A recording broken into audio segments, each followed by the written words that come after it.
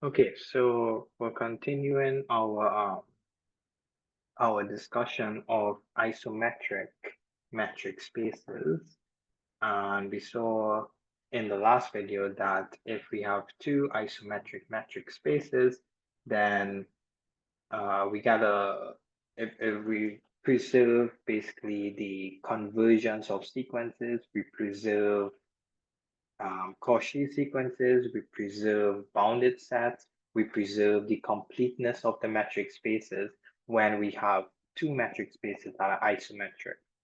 Now, what we're going to show here is that the relation isometric metric spaces is an equivalence relation.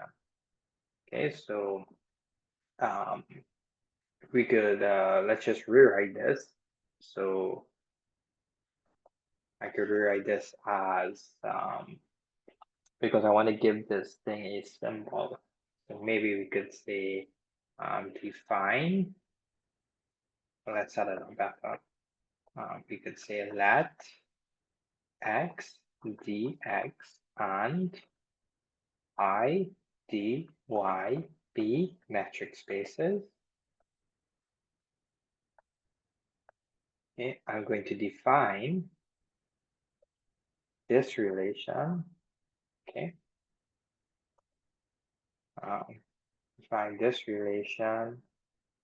Maybe let's do it this way. Define x is isometric to y if and only if um, if and only if there exists a bijective isometry f from x to y. In other words, if and only if x is isometric to y. Right? Yeah. So what I just wrote there was I'm just defining what this symbol is. So anytime I write that symbol, I mean that those two spaces are isometric. Isometric means there exists a bijective isometry between them. Okay, so the proof of it. I want to now prove that that symbol is an equivalence relation. The proof. So reflexive, symmetric, and transitive. Um, so to show reflexive, uh, so reflexive, I want to show x is isometric to x. So I just need to find a bijective isometry from x into itself. And of course, that is the identity function. Consider the identity function from x to x defined by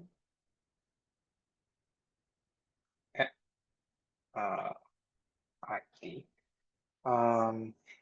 Okay, instead of doing id, let's do f, right? F defined by f of x equal x for all x in x. Then dx x prime at x and x prime be two elements in x, then dx x prime is equal to simply dx. X is simply f of x because f of x equal x is the identity function, and f of x prime equal x prime because it's the identity function. So in other words, i.e. f is an isometry, and clearly f is bijective.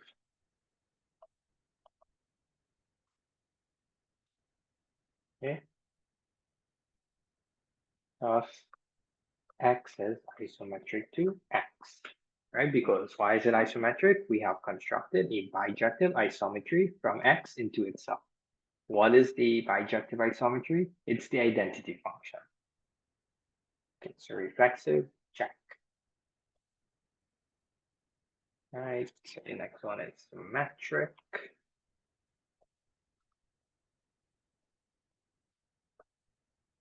Right, and you could probably already guess what the bijective isometry is for symmetric. Right, it's the inverse. So if x is isometric to y, then I want to show y is isometric to x.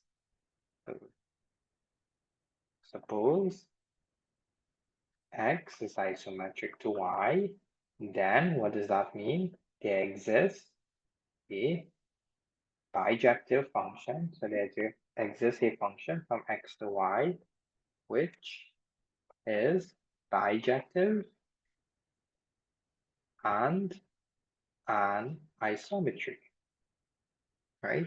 That's by definition what it means for two metric spaces to be isometric. Now, we proved earlier that F inverse, that if we have a bijective isometry, so maybe I could say from an earlier proof, we showed that if F is a bijective isometry, then F inverse that goes from y to x is also a bijective isometry, right? So we already did that hook. So therefore, y is isometric to x. Okay, what is the bijective isometry from y to x? It's the inverse. It's the inverse of f. Okay, so we have symmetric, and now the last one is transitive. So for transitive,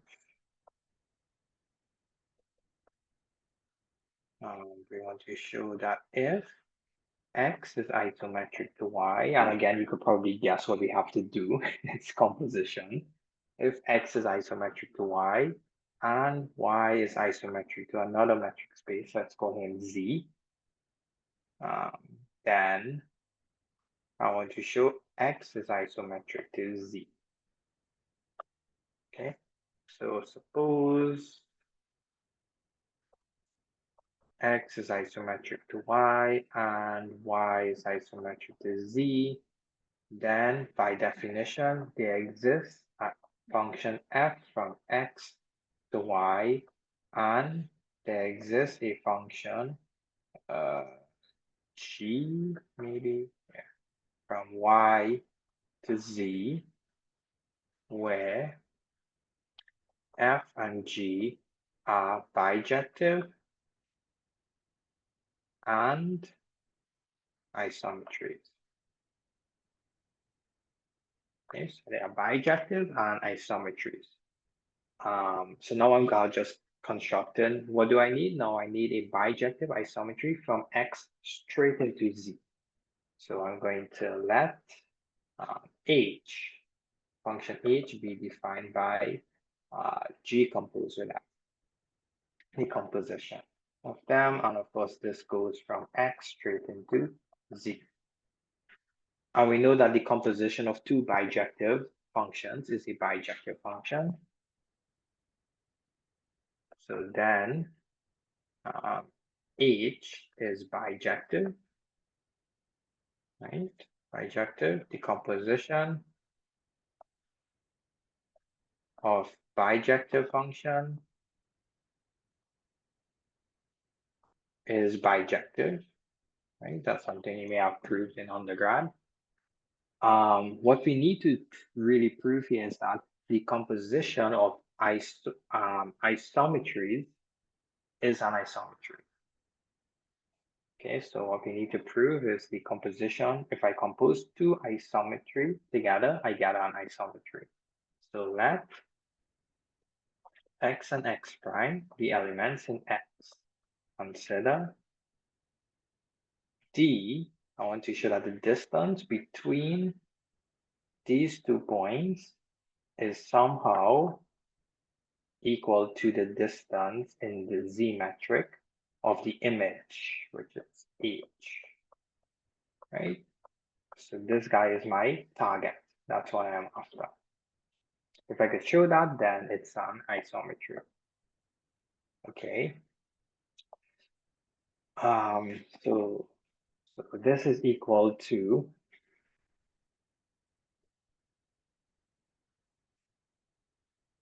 now since f is an isometry, this is equal to dy f of x prime. Okay, since f is an isometry, let me take this off. Maybe I can open up further.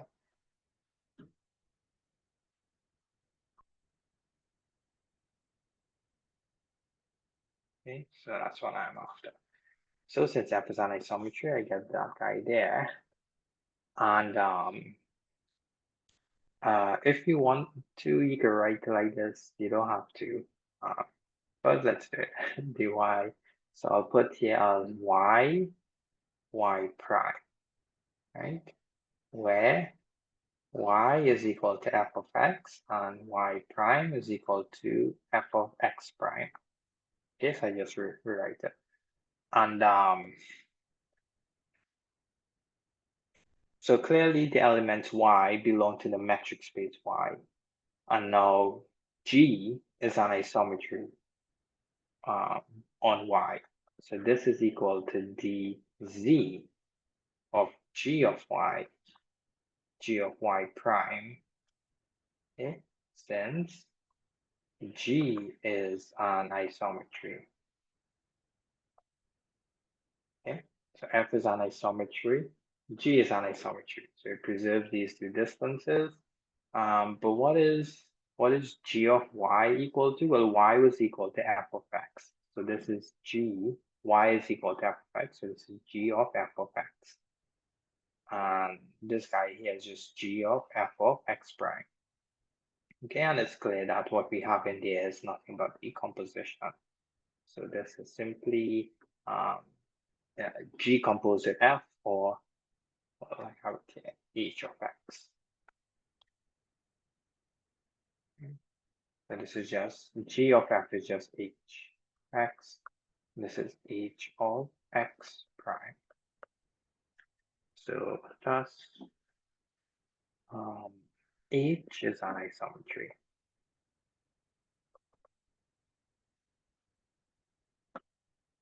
Therefore, X is isometric to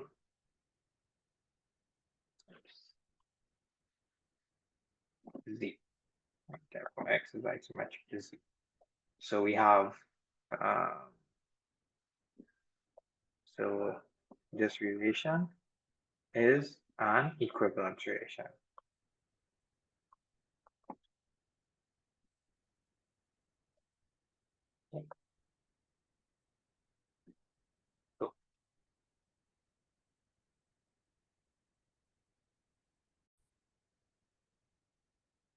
Okay, so now what we want to do is prove some useful results that we're going to be using later on and throughout this course.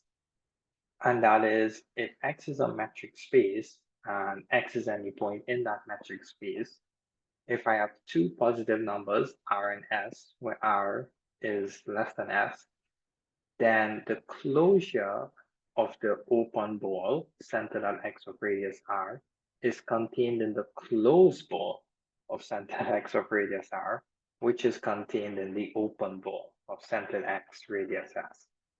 And the second one is that the open ball is contained in the interior of its closed ball. Okay, so first let's just recall what open ball and what a closed ball is. So recall, the open ball centered X of radius R is just a set of all points y in X such that the distance between these 2 points is strictly less than r. And the closed ball, so the closed ball is just a set of points in X such that the distance between them, between that point and the center, is less than or equal to r. Okay, so in the first one, and also what we're going to need to make this proof simpler, we're going to also recall that the closure of a set, the closure of a set is the smallest closed set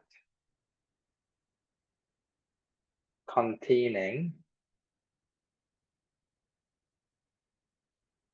so maybe I should give this out a name, the closure of a set A is the smallest closed set containing A.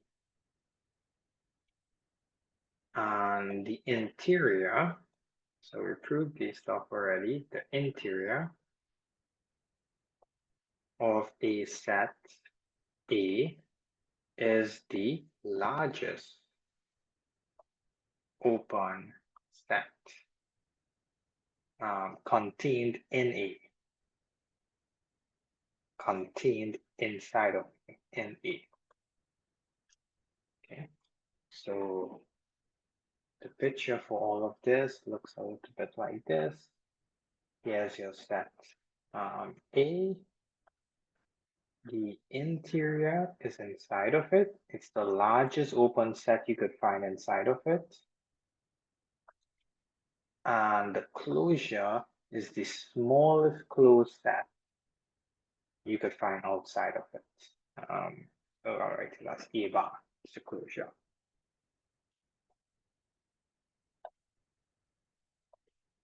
Okay, so the first part of the proof is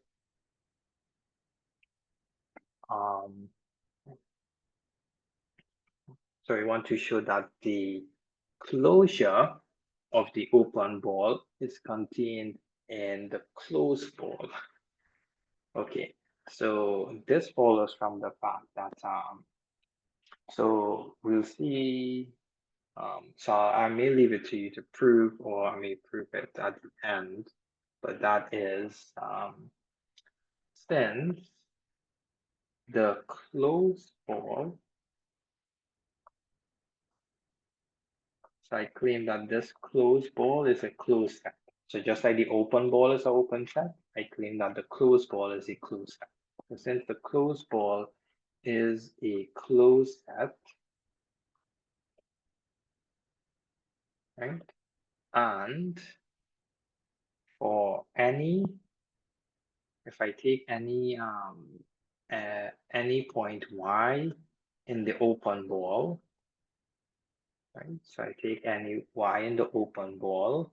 This implies that the distance between the center and y by definition is strictly less than r, which of course implies that the distance between the center and y is less than or equal to r. This implies that y is in the closed ball.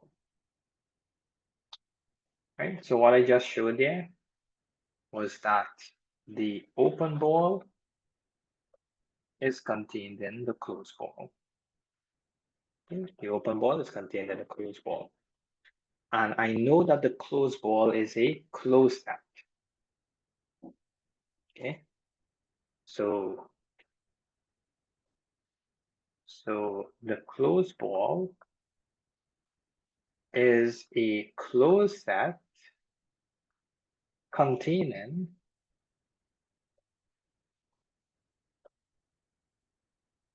the open ball. And what do we know about the closure? The closure is the smallest closed set that contains this open ball. So this implies that this open ball is of course contained in the closure, in its closure, right? So any other closed set that contains this guy must contain the closure of it. Okay, so we know that the closed ball contains this set. So, and the closed ball is a closed set. So any closed set containing this guy must contain the closure of it, because the closure is the smallest closed set. So this must be contained in the closed ball. Okay, so that's the first part of that inequality, and the first part of that inclusion. So that's this part. And the second part just follows simply because R is strictly less than S. Okay, so for the second part, um, so now suppose Y belongs to this guy. So that means that the distance between X and Y is strictly less than R. And of course, R was strictly less than S, R, S. Which implies that Y must be in the open ball centered at S, X of radius S. So therefore, we get the inclusions that we want. So therefore, we get that the closure of the open ball is contained in the closed ball, which is contained in the open ball of a bigger radius. Okay, so that's the first part of the proof.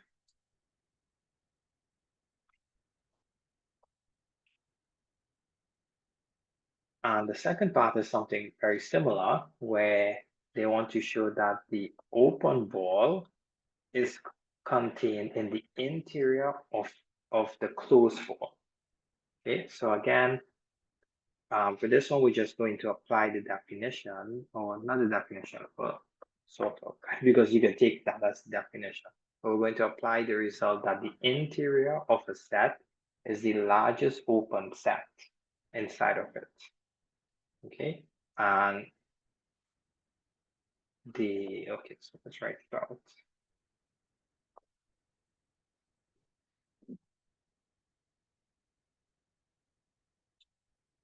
Right, so the second one, I will need to prove, so required to prove, what was it? It's a different column, maybe. Required to prove that the open ball was contained in the interior of the closed ball. Yeah, I think that was it. Yeah. Okay, so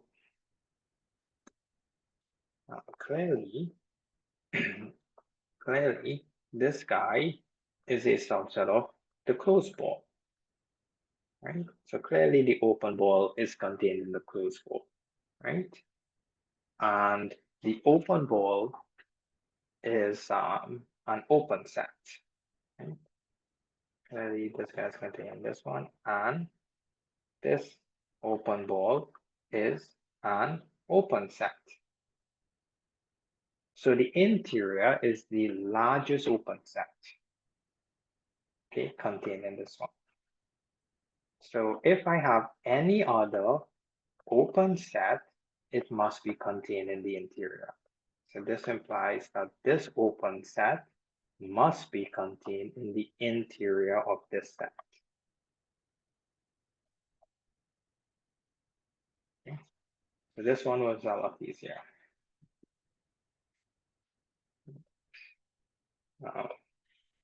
So since it's an open set, since we can write since the interior is the largest open set. One set contained in this guy. Right? Since the interior of it is the largest open set contained in this set. Which means if you have any other open set, it must be inside of the interior. Okay. So that's that proof. And so the link between, or the main result that we had used was the closed ball as a closed set, right? So we showed that the open ball is the open set. I don't think we showed closed ball as a closed set. So maybe let's try to do that.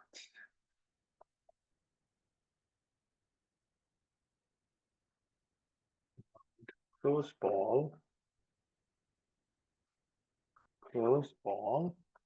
B, X, R is a closed set.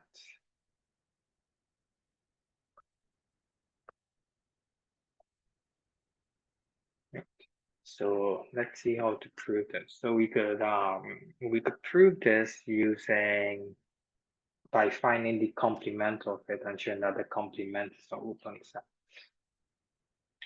Okay. So proof. I'm going to just let this guy B be the closed ball. I claim that B complement is open. So if B complement is open and B is closed, which is what I want to show.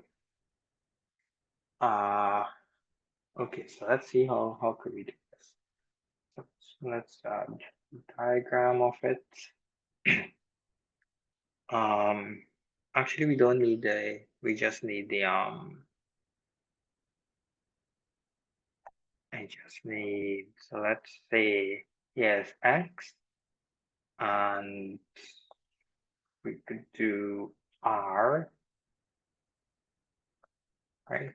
So again, the diagram is not a proof, but the diagram will hopefully sort of give us an idea of how to proceed. So this guy is R, right? And this thing here is the open ball. And of course, if I include the I include the boundary, then it will be the closed ball. So this is the open ball centered X of radius R. Okay. And out here is B complement. So out here is B complement.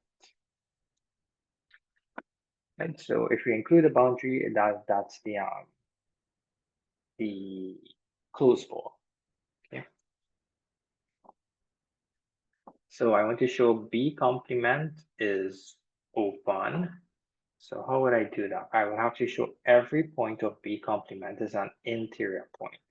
So I will have to take a point here, Y, in B complement, and I will have to somehow construct a ball around it entirely within B complement. Okay, so that is giving me an idea that I should get the distance between X and Y. Right? So maybe from change color, maybe from here to here will be like an epsilon or something.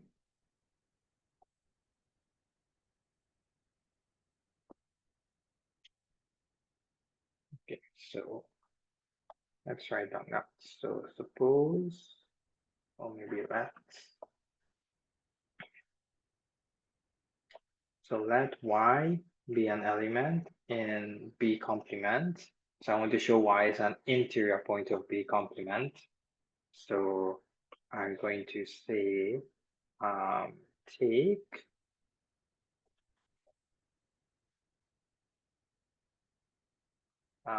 S to be equal to,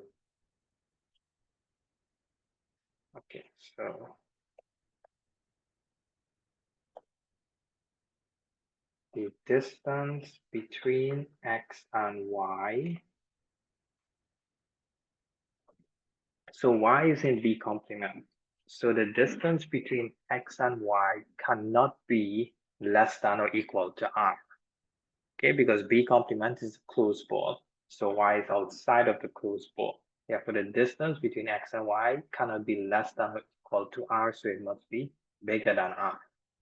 Okay, so that means that the distance between x and y, if it's strictly bigger than r, it's equal to r plus some epsilon. Okay, so that's what we saw in the diagram. The distance between x and y was r plus some epsilon.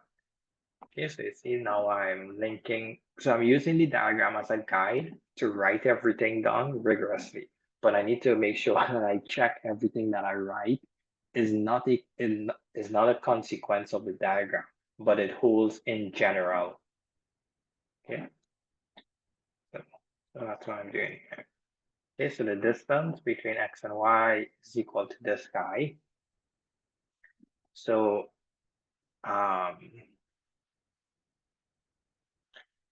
I claim, so maybe consider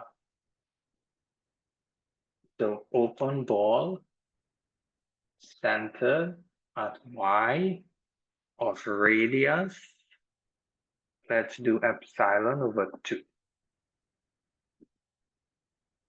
for some epsilon bigger than 0. Okay, so consider this open ball. So if I could show that this open ball is entirely within B complement, then I'm done. Right? In fact, that's this guy that I'm constructing. So this is the open ball centered y of radius epsilon over 2. Okay, so this guy is epsilon over 2. You could take anything less than epsilon, right? So I have to show that this ball is entirely contained in B complement. Okay, so I could, so if it is entirely contained in B complement, then the intersection of this ball with the red one should be empty. Okay, so that is giving me a hint of how to proceed. Right, so this is how, if you didn't know the proof, off the top of your head, you could kind of piece it together. So I'm going to assume, okay, that the intersection of the blue one, that's this one, with the red one, okay, but I'm taking the closed of it, the closed version of it. Oops.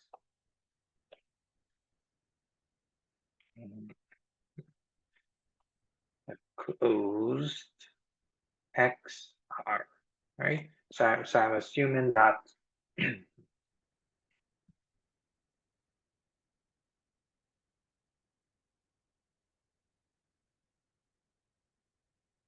yeah. So I'm assuming that this one intersect the red one. So again, how I drew it here with the dotted circle, that means those include the boundary. So that was the open ball. But with with the closed ball means you include the boundary. Okay, so I'm going to assume that this guy is non-empty. So then there exists some element A in both of them, right? There exists some element A in both of them if it's non-empty. So I'm hoping for a contradiction because if I could get a contradiction, then that would mean that that one is contained in the complement of the other. This guy here, this is B, remember? This is B. That's what I was calling B. So if I could show that the open ball centered y of radius epsilon over 2 intersect B is actually equal to the empty set, then that means that open ball is in B complement, which is what I want. So I'm going to assume it's non-empty and hope for a contradiction. So therefore I have an element A in both of them. So that means that so A is in each of them. So that means that the distance between A and Y is less than epsilon over 2, and the distance between A and X is less than or equal to R. Right? So now, So now I need a way to link this. So I have a, y, a, x. So let me calculate the distance from x to y. So consider the distance between x to y, right? Right, and I know what this is, right? The distance between x to y is r plus epsilon. Okay, so by triangle inequality, this is less than or equal. So I'm jumping to the point A. So I'm going from dx to A plus dA to y. Okay, and now I could sub in what these guys are. So this is strictly less than, so x to A is r, and A to y is epsilon over 2. Okay,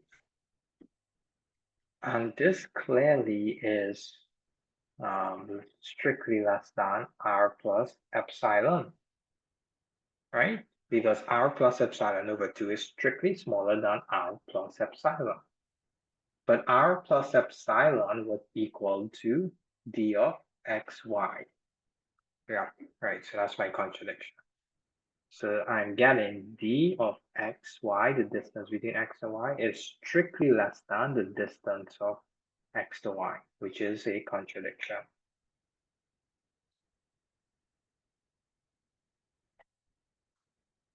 And so what I assume was wrong. That intersection is empty. Hence, the intersection of my open ball with the set B must be empty. In other words,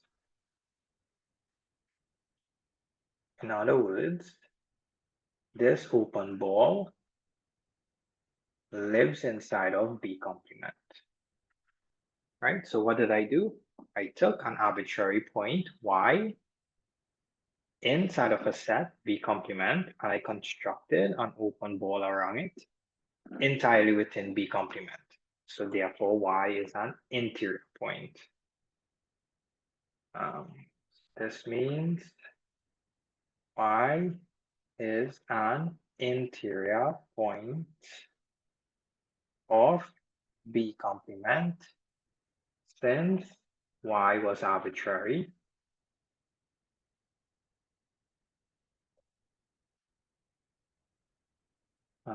It follows, so every point of B complement is open. It follows that B complement, every point of B complement is an interior point. So it follows that B complement is open, which means B is closed. And what was B? B was the closed ball. B, which is a closed ball, is closed. Right, so that's the proof of that one. So you see how if you could draw the diagram, you should do so. And the diagram actually gave us an idea of how to do the proof. But again, the diagram is not the proof. You just need to use the diagram as a guide towards where you should head and how you should take the distances and what you should take as epsilon and so on. So use the diagram as a way to rigorously write down what it is you're thinking.